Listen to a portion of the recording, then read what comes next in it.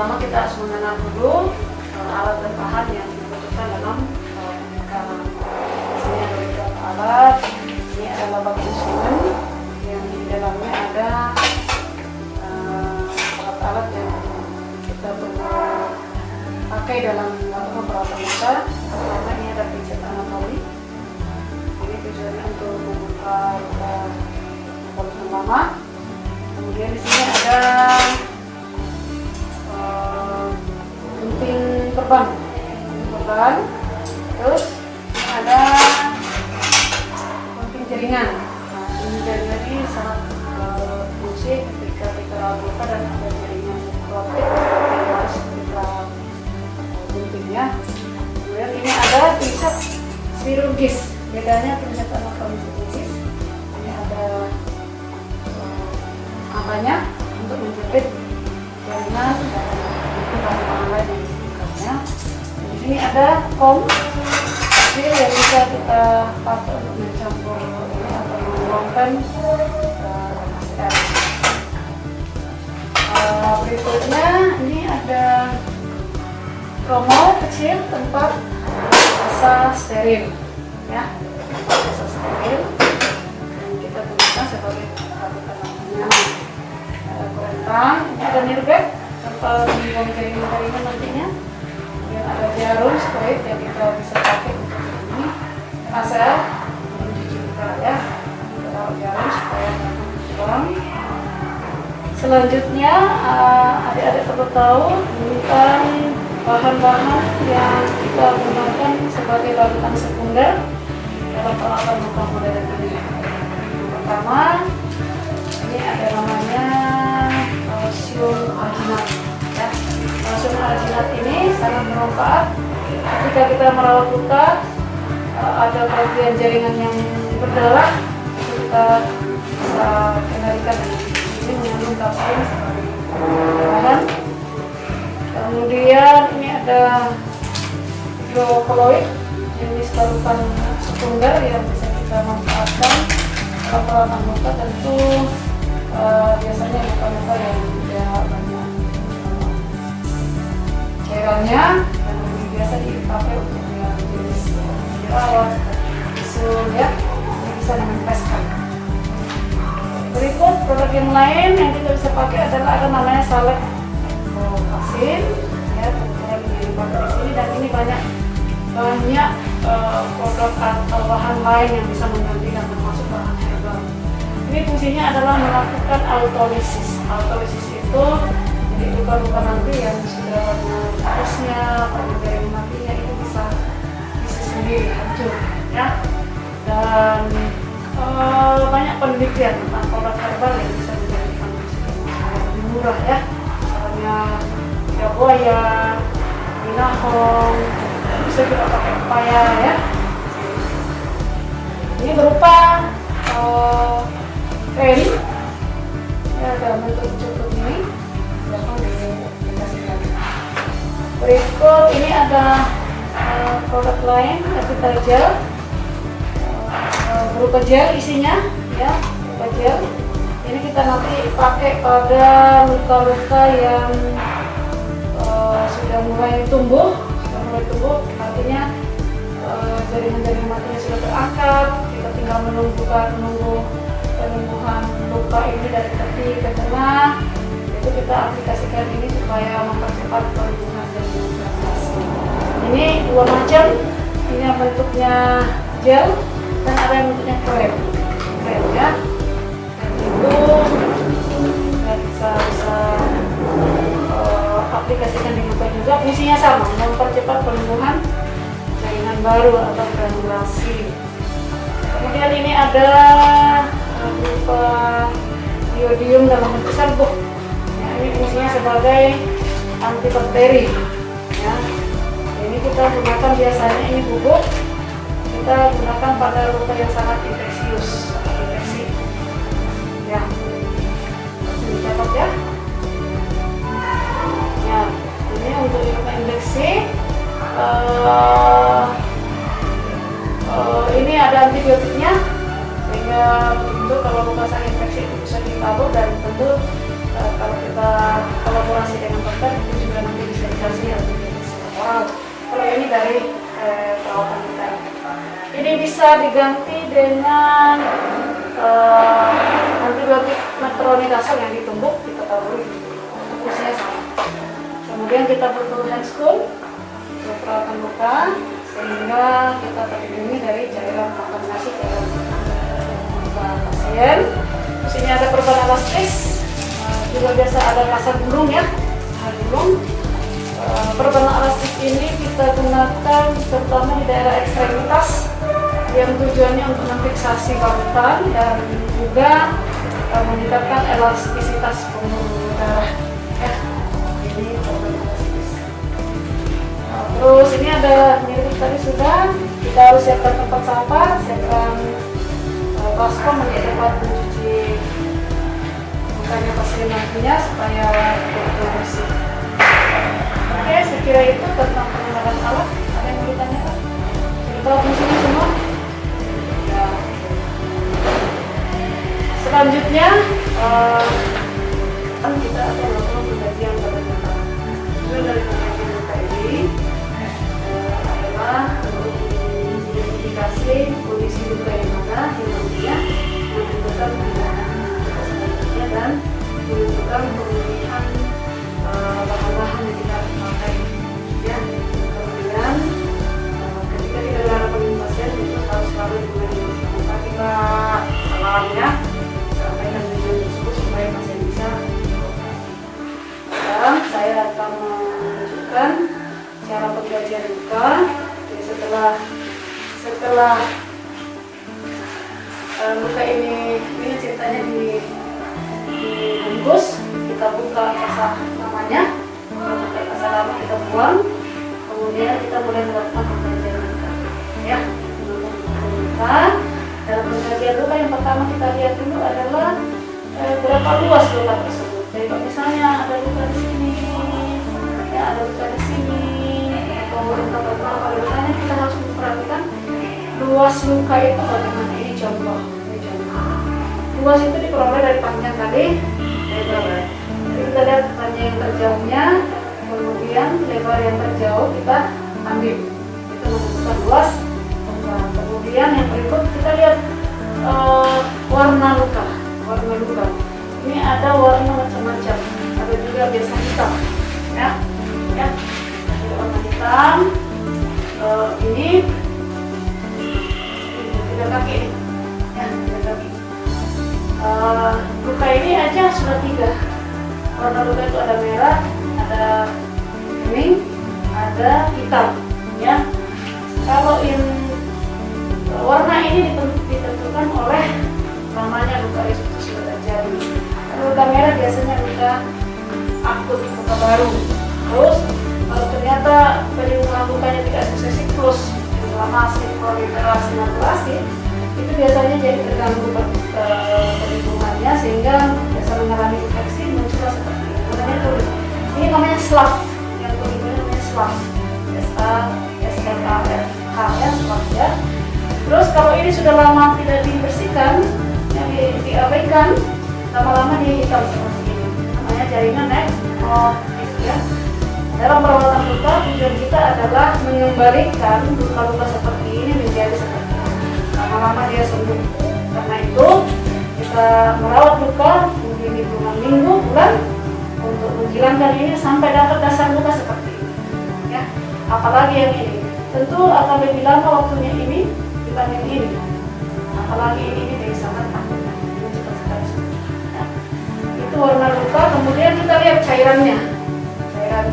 Tentu cairan ini dengan ini berbeda. Ya, ini pasti lebih banyak cairan darah.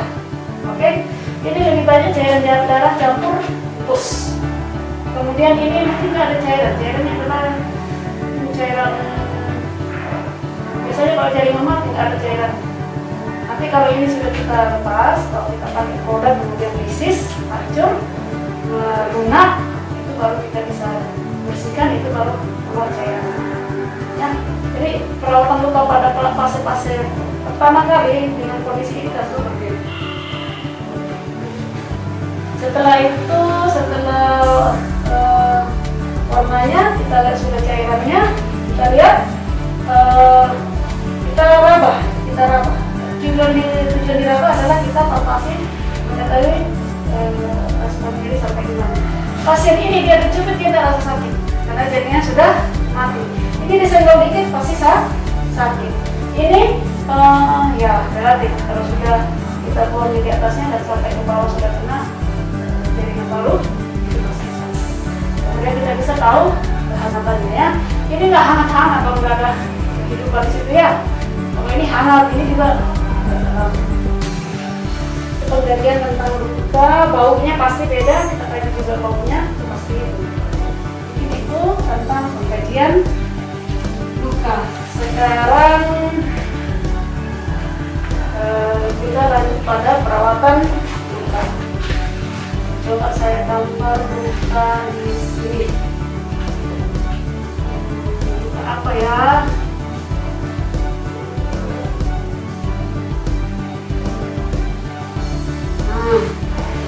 Sekarang kalau kita tahu luasnya ini kira-kira panjangnya dari mana ke mana? Kita ambil yang terjauh. Panjangnya dari titik mana ke titik mana? Dari yang terpanjang itu yang mana? Dari mana ke mana? Bisa dari sini ke sini. Terus lebarnya dari sini ke sini. Anggaplah itu sudah dibalut. Ya, anggap itu sudah dibalut kasarnya. Anggaplah itu sudah dibalut dengan cara begini.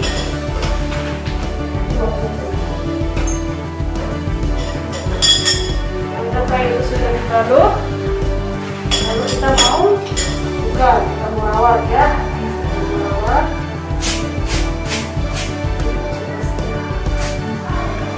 Nah, ini sudah dibalut, lalu kita gunakan pincet untuk membukanya. Kita gunakan pincet apa nih ya? Kita pincet. Oke, kita buka ini. Kita buka, lalu kita kaji, ya kan? Kita kaji, kita buka seperti ini, ya. Buka, kita buang tempat sampah. Kita perhatikan, kita mulai mengkaji bukan. Kemudian setelah dikaji seperti tadi, kita akan melakukan pencucian luka. Kita melakukan pencucian luka, sehingga ini kita butuh ini. Kemudian nanti kita pakai sabun ya, pakai sabun. Mungkin ada ya. Terus kita sabunin, sabun.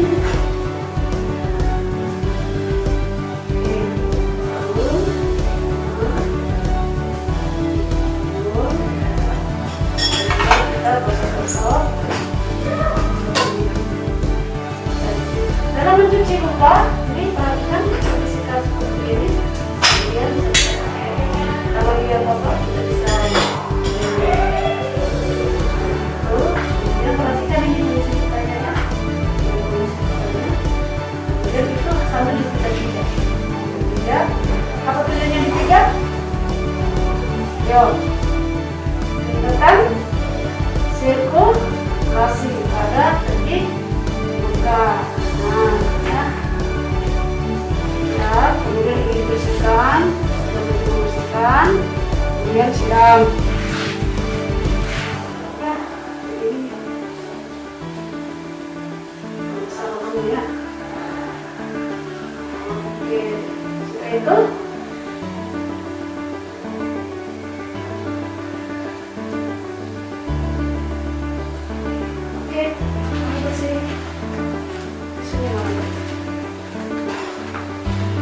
keringkan.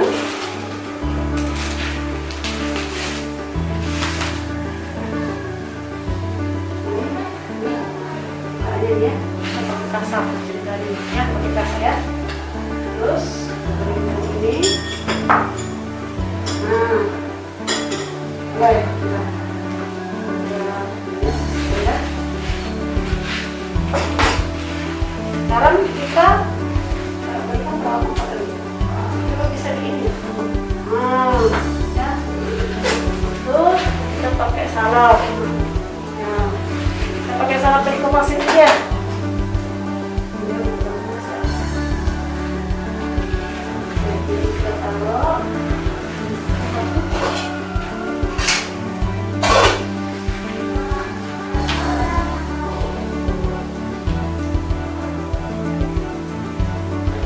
beban.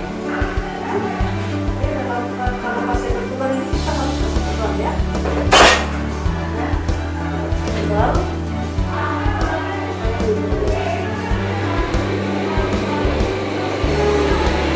Terus kita bungkus dengan kasar.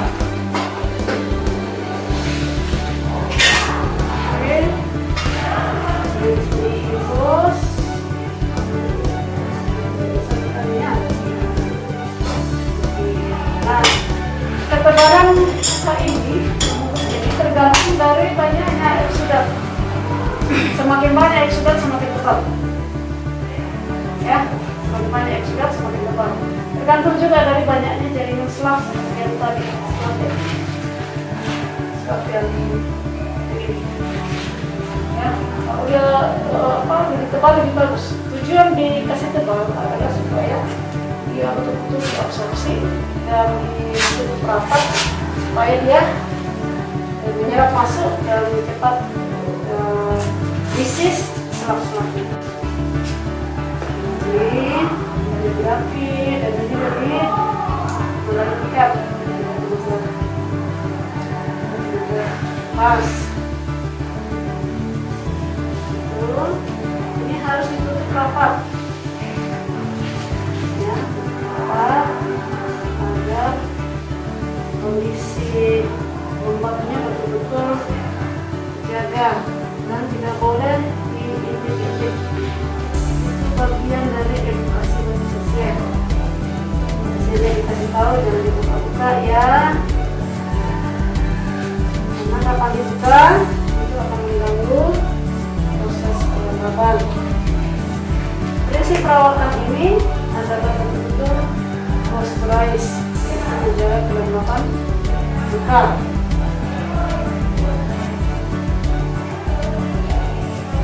Ya, kemudian kondisi apapun harus dijaga supaya lukanya betul-betul